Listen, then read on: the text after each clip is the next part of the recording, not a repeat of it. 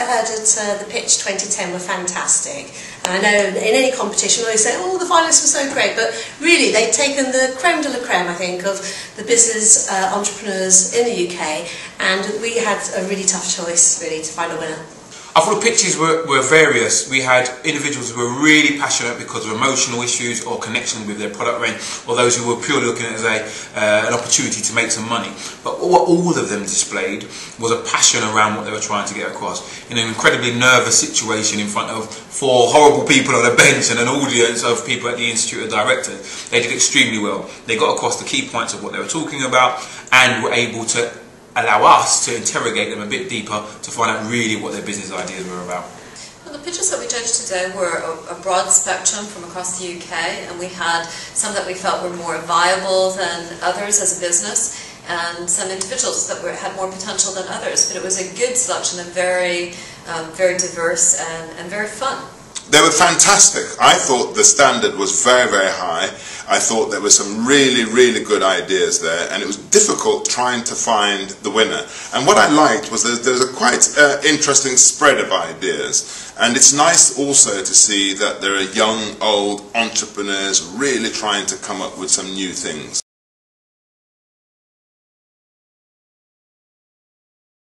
I think competitions like the Pitch are really important because it celebrates entrepreneurship, and running your own business, it can be it's tough, it can be lonely, and you need to get some kind of support. And I think having competitions like the Pitch is a great way of actually recognising the risks that entrepreneurs take, and also when you have a competition like this and you can award a prize to the finalists and to the winner, it's fantastic from a PR perspective.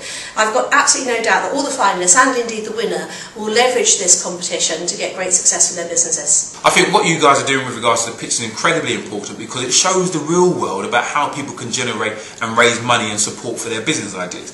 I think there's some great TV programs out there, but sometimes they become a bit of a caricature of what the real process is like. And what we see at the pitch is how it is at the real sharp edge of business, where people are looking for support for taking their ideas forward.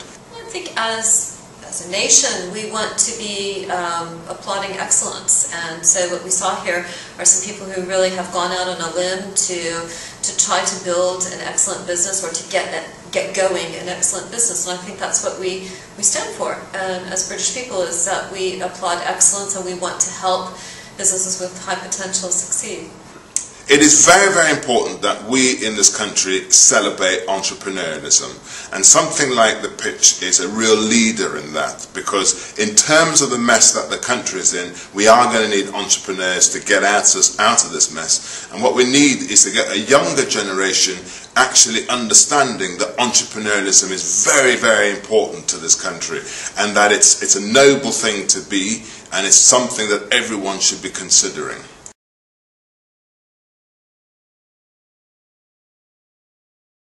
I'd say the UK is the best place to start and run a successful business. I think it helps that I speak English, or in an English-speaking country. You hear a lot about people complaining in business about red tape and bureaucracy, and the government isn't doing enough. Yet still, the UK does remain the heart of entrepreneurship, as far as I'm concerned. I've set up now 4 businesses in the UK, and I couldn't imagine doing it anywhere else. At least, that expression, the better the devil you know.